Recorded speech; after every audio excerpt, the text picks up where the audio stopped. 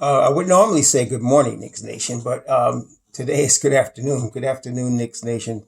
This is Raw Hebrew Remnant here. Today, I'd like to discuss, and again, before I start, I want to just say, hopefully, you're safe. Hopefully, you're healthy. And hopefully, you're being blessed today.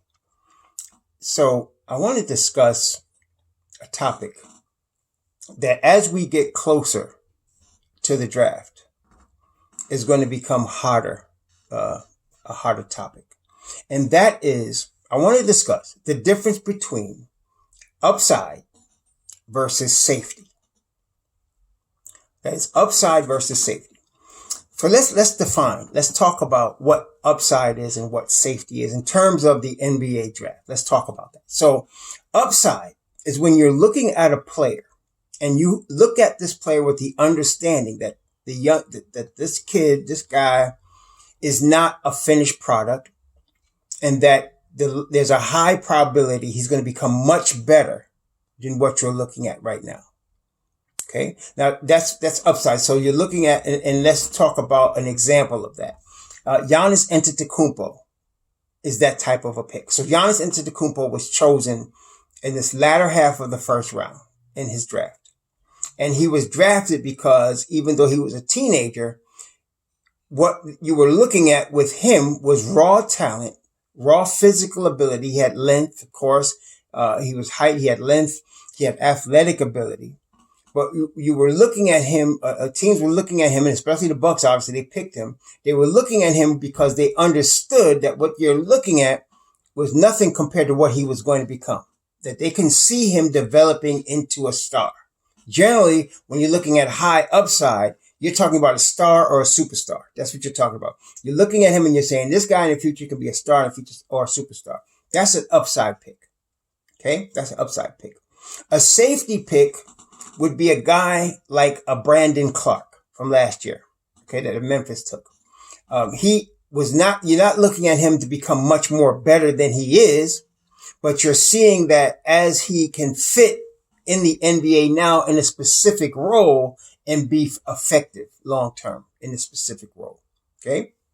Now, generally speaking, the players with the upside are younger, generally 18 or 19 years old, sometimes 20, but they're generally teenagers and they're generally younger players that you're looking at them now and you're believing or you're feeling like they can develop into a star or a superstar. That's what you're looking at. Okay. When you look at a player with a high upside. Now, the problem, of course, with looking at a player like that is that you have a risk involved. I mean, you could be wrong. You could be wrong and you could draft a player that's young that you believe can develop much better than what you're seeing right now. And of course, when you're looking at them at the moment, you're realizing they're not going to be very good right now. You're realizing that. You're saying they could play a little bit, maybe in NBA, but they're going to be way better 3-4 years down the road. Okay. And that's what you're looking at when you draft a high upside player, but you could be wrong. And this is where there's a lot of risk involved to a team president, team general manager, scouts. There's a lot of risk involved because if you're the scout and you're hyping a guy with you're saying he's got a high upside, you convince the general manager and the general manager ends up choosing this young boy, and they fail. Okay. They fail and they're not anything you thought they were going to be. You're going to lose your job. You're going to lose your job. Okay. And nobody wants to lose their job, especially if you're in the NBA and you're a general manager and you're making a nice salary, you got a nice gig, and the owner fires you because you just wasted his money. Because all the first round picks have guaranteed money. That's the difference between first and second round. They all have guaranteed money. There's a scale. Okay. And the scale goes up every year. So the higher you pick in the draft, the more guaranteed money that guy's going to get. So that guy could be a complete washout. He could be a complete draft bust. Okay, like Darko Milicic. He could be but you're still going to pay him for 4 years. You're still going to pay him. Okay, so he can't play. So he's no good. And the outside was a mirage. And every single year, there are these guys that exist where people are hyping on them. all this upside, and it never materializes. Okay, so that's a risk. The safety pick, like a Brandon Clark, generally, you expect this guy, you're not expecting him to be a superstar. You're expecting him to come in right away and fill a role from day one. Okay, whatever that role is, whatever he's bringing to the table. Brandon Clark was bringing defense to the table. He was bringing a high motor to the table. He was bringing high IQ to the table. That's what he was bringing. He was 22, I think, when he was drafted, so he was like a senior. So you're not looking at a lot of upside with him. They wanted him to come in and fill a role, and exactly that's what he did. He came in, high IQ, defensive player, very high energy, fit very well in their lineup with John Morant and with Jaren Jackson Jr. And so he's not doing anything you didn't expect. He's fulfilling the role you expected him to come in and do. All right, that's a safety pick. Then you have players. And I like Nikola Jokic in this example, that you're taking a kind of a chance on, but they're not costing you a lot. Like Nikola Jokic was drafted in the second round. So you're not taking as big a chance. There's no guaranteed money there. And it could be that he could either fill a role at one point, or he could pop like Nikola Jokic and be one of the best top 10 players in the league. Okay. That's rare, but that does happen, obviously, because it happened with him. So you're looking for a diamond in the rough with your second round pick. You're looking for a diamond in the rough. Somebody that, okay, if it doesn't work out, okay, it doesn't work out. But if it does work out, you look really good. Now, Mitchell Robinson is like that. Okay. Mitchell Robinson drafted in the second round, and he's about to get paid. Mitchell Robinson's about to get paid. And he's already, after his first 2 seasons, established himself with high upside. I mean, what you're seeing, and this is the thing, people keep harping on the fact that he fouled a lot, or that he, doesn't have a long jump shot from the 3-point line. First off, you got to understand, you're looking at upside. He has a lot of it. Okay. Already where he is right now, he's one of the top defenders in the NBA right now. He's in top 10 in blocks. He just set the record for field goal percentage, and people try to make a big deal, say, well, that's not hard. What do you, there's been thousands of NBA players. He's the highest field goal percentage. And it not like he only took 1 or 2 shots. You got to take a minimum amount of shots to be considered.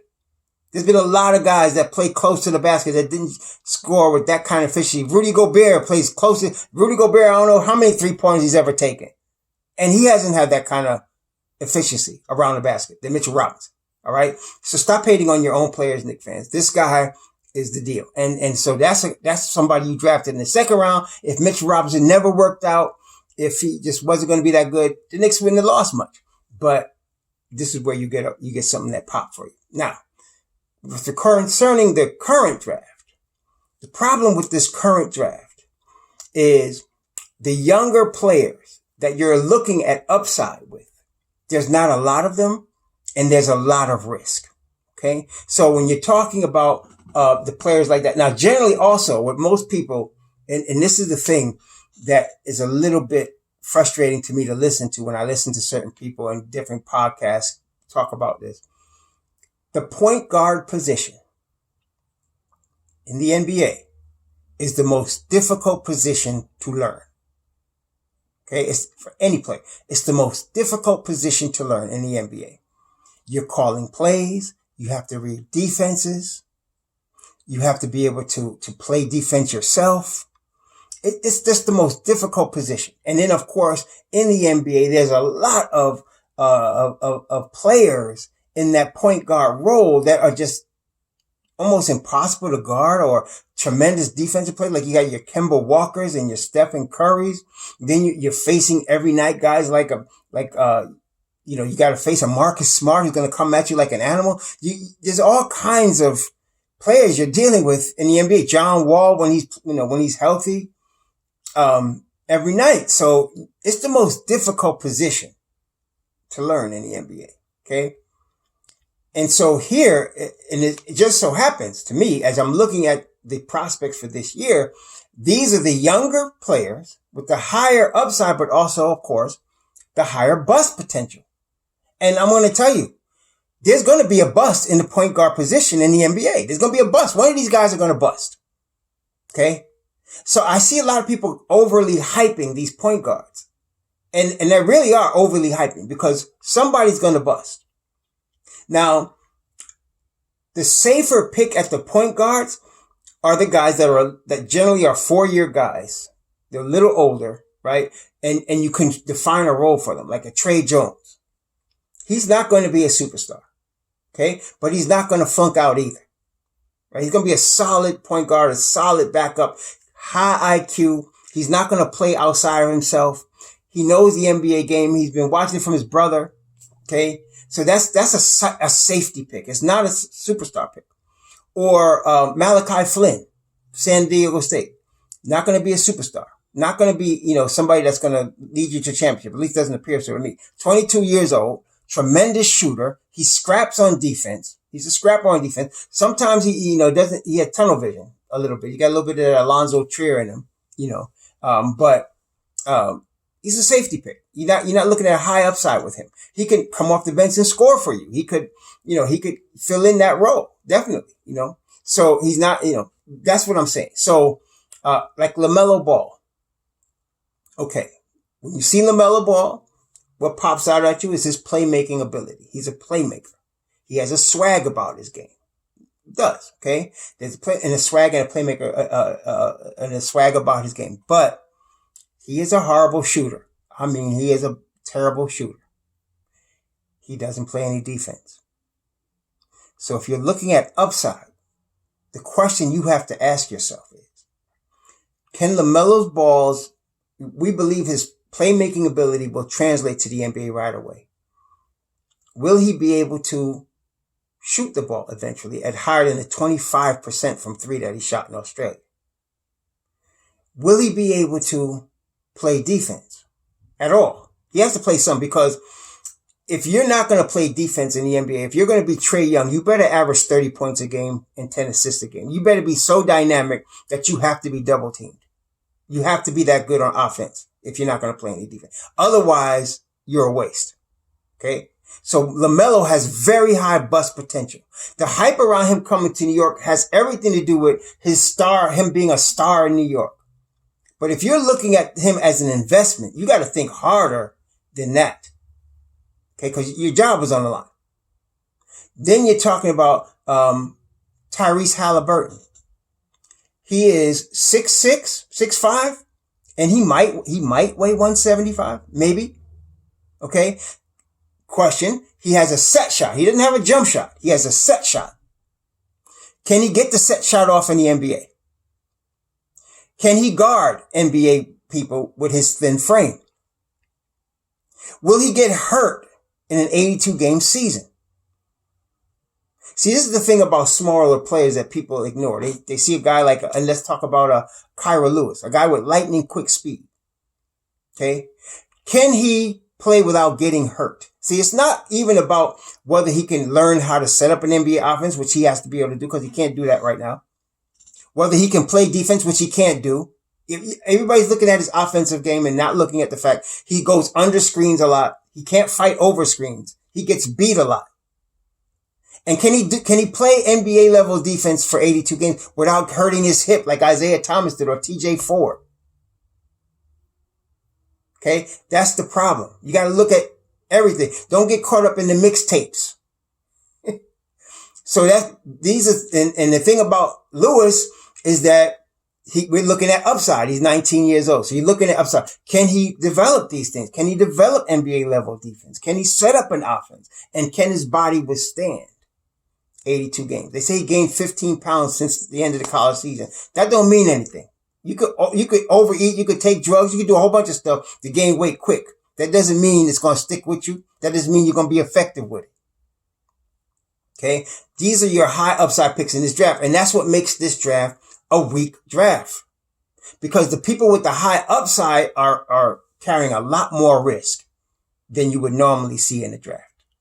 Okay. So when you're drafting a Karl Anthony Towns and he's 20 years old, or Anthony Davis and he's 19, you could look at their bodies and see they can handle the NBA. And obviously they have the athletic ability. And so you're looking, what can they develop? And what Towns showed immediately that he didn't even show at Kentucky was the ability to shoot the three at a high level. Okay.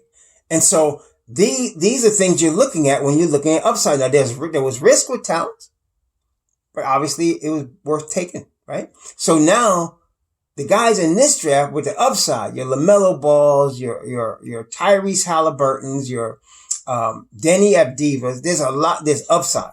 They're all young, but there's a lot of risk. And none of these guys, you see, like I said, with a high upside guy, you're looking for a star or a superstar. You're not getting a high upside guy to be a role player. You're trying to look for a star or superstar, right? At least in some area of the game. Will they end up shooting like Stephen Curry or playing lockdown defense like Marcus Smart? That you can, in the NBA playoffs, you could throw them on somebody and just take that guy out of the equation. So there gotta be something. Okay. So there's a lot. Now, as far as the guards, that's why myself and a lot of other people, as far as the guards in this draft, are higher on Killian Hayes because he's still only 19 years old and he has a lot of upside and his body is strong enough. Now you've kind of, you're taking a solid risk on him being able to play 82 games. He doesn't look like he's injury prone because he looks strong, 6'5" kid. And he plays with a lot of IQ on top of that. All right. And he gives some effort on defense. So you're working with a lot with him. Okay. You're working with a lot. He has a decent shot. He's not a great shooter, but again, you're looking at him what he's going to be, not what he is now. And so to me, that's why I can see a lot of people are, as far as the point guard position, are highest on Killian Hayes as far as upside. Because the other guys they just carry too much risk between injury, between can they develop defense, between can they shoot. Okay. So in this particular draft, when you're looking at a weak draft, you want to look more at safety. You want to look more at safety. Okay. Cause now you know what somebody's bringing to the table. You know what role they can play right off the bat. You know what their weaknesses are. And you're not expecting them to get that much better. Okay. And yet as they are, so Obi Toppin is a safety pick. He can come in the NBA and score. He's going to be able to score in the NBA. We know he's weak on defense. Question is, how much can we get him to be adequate on defense? Okay. He's not a big rebounder. So you're not expecting him to do 20-10. Okay. You're expecting him maybe to average 20 though, because he should be able to score in the NBA. That's more of a safety pick. To me, the biggest upside pick in this draft is Anthony Edwards. Okay. He doesn't play any defense now. He's a tremendous offensive player, but he forces a lot of bad shots. He doesn't play with a lot of IQ. But man, this kid has all the physical tools, a strong body that you know can withstand punishment, athletic ability off the charts, and a willing learner. He's willing to learn. Okay, so he has a desire to be the best he can be from what I've seen in his interviews. So that's your highest upside pick. That's why I think he's definitely going in top 3 if he doesn't get picked number 1. He's definitely going top 3. He's the highest upside pick in the draft to me. Now the safety picks, okay, to me, Onyeka Okongwu is a safety pick. He could come in right now and play the center right now in the NBA. The only question is, can he play the 4 under 5? Because if he starts hitting the jump shot, you might have something. But right away, he's going to come in and play a solid center right now. And he's only 19. See, and this is the thing. If you can get a solid teenager or 20-year-old guy that you know can come in and play a role, but he may even have some upside, that's the best of both worlds. See, Onyeka Okongwu is representing that to me. So is a guy like my guy, Devin Vassell. He can come in right now and play lockdown defense in the NBA. He can come in right now and fit as a 2 or 3, okay, in the NBA. How well he can come in right now and shoot decently. He shot 40-something% already in college from the 3. He can come in right now and shoot 35-36% in the NBA, league average. You got that already. Now the question is, how much better can he be? Because you already got that solid right there. All right. So so like an Isaac Okoro, you know, right now you bring Isaac Okoro in, he's going to play some defense. He has a high IQ. You know that right now. So if he never develops a jump shot, if he never develops offensively, you know you got somebody that can come in, play high. He's not going to hurt you, as far as making dumb plays. He's young. And so he's still only 19, going to be 20 when the draft comes. So you still got IQ, upside with him, but you got a solid floor with him. He's safe. See? So the Vassell, Okoro, Onyeka Okongwu, these are solid picks. Sadiq Bey, solid pick. This guy going to come in. He's going to be 22. So he's a little older. Not, he's not an old man by any means, but he's going to come in and be a solid 3-and-D guy. Not a superstar. Solid 3-and-D guy. Okay. Cole Anthony. I mean, he's a bench player to me. He's not a starter. He's not a star.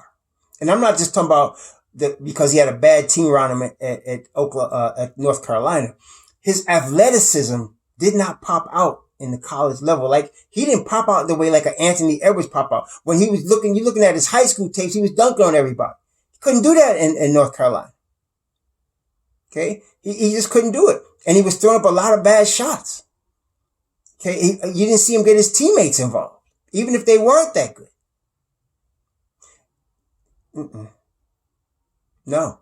See, people get hyped on highlight tapes. For example, I was looking at some video of Malachi Flynn. Okay. Guy can shoot. But on a number of the video highlights, and he was supposed to be his, good highlights, he had wide open teammates that he didn't pass the ball to. And he would make a difficult shot. He'd make the shot, but he should have passed the ball. See, if you're looking critically, that's what you got to see. Okay. A pick and roll. The roll man was open, but instead he decided to split the double team and score on his own. And the roll man was still standing right next to him under the basket. That happened in a couple of the highlights I saw of him.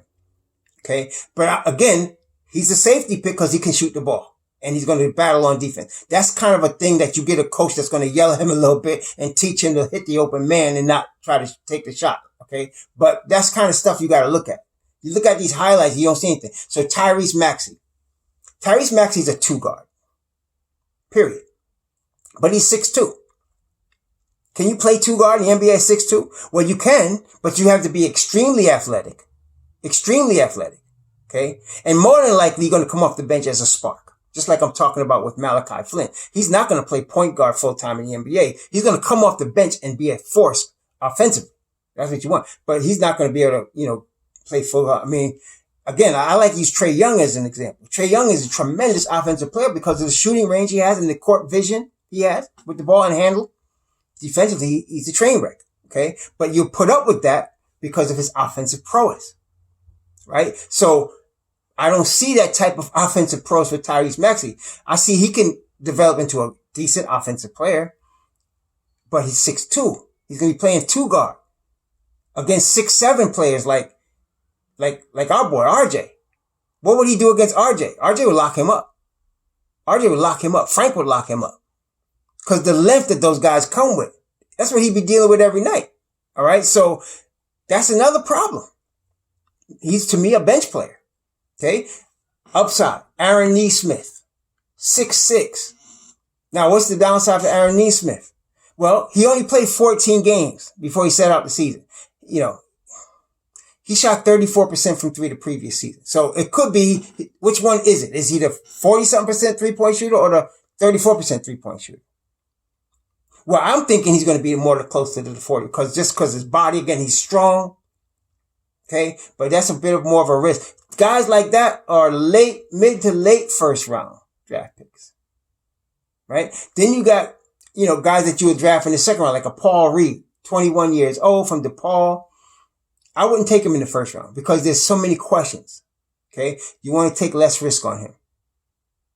Right. See, so when I'm looking at the draft for the Knicks, I want safety this year. Next year, there's so many guys coming out next year that are upside, that are very high upside. That's where, and we got 2 picks in 2021. That's where you're going to take more of a risk. because you got guys that can really become superstars. Like, and everybody knows about Cade Cunningham. Everybody knows about Jalen Green, but there's other guys that just, they have that potential to be really, really good. They may not look like it now. They just show the framework, the athleticism, the high IQ, but they need to develop some more. But there's a lot more upside in 2021 than there is in this draft. This is the type of draft you get safe. You get somebody that you're not going to miss with. When I say can't miss, I mean that doesn't mean he's going to be a can't miss superstar, but he's going to be a can't miss NBA player. Okay, so like I said, I'm looking at a Devin Vassell, Isaac Okoro, Obi Toppin. In my second pick, if they want to take a risk on the guy in the second pick, I wouldn't. I try to get another shooter, Bain, Desmond Bain, or Malachi Flynn, somebody that can shoot the rock. And then in the second round, you get somebody that's not, you're not risking, but you can maybe develop. You get a Paul Reed, somebody you could develop, into, might become somebody good. I don't like a guy like Sadiq Bey, the way we're picking at 8 and 27, he's not going to be there. He's going to be gone between 8 and 27. See? So that's what I mean. He's going to be gone. Jalen Smith is probably going to be gone. Those guys probably going to be gone. Okay, Aaron Neesmith is probably going to be gone. And I ain't moving up or down to draft anybody in this draft because it's a safety draft. It's not you're not looking, there's no superstars here. Unless all of a sudden Thibodeau looks at somebody and tells management, listen, you got to get this guy because I think he's going to be the deal. I mean, coaches do that and general managers do that. I don't think there's anybody in this draft the Knicks are looking at like that. Okay, that's why they put the word out the other day. They're not high on Cole Anthony. And I saw another article maybe a month ago where they're pretty good at staying at 8. Okay, so I mean, that's what I'm saying. So I'm liking Okoro, Toppin, and especially Vassell. I'm liking these kids because the combination of a safety with Vassell and Okoro with some upside, or with Obi, you can stick them in at the 4. There's your stretch for the next 7 years. Okay, there he is right there.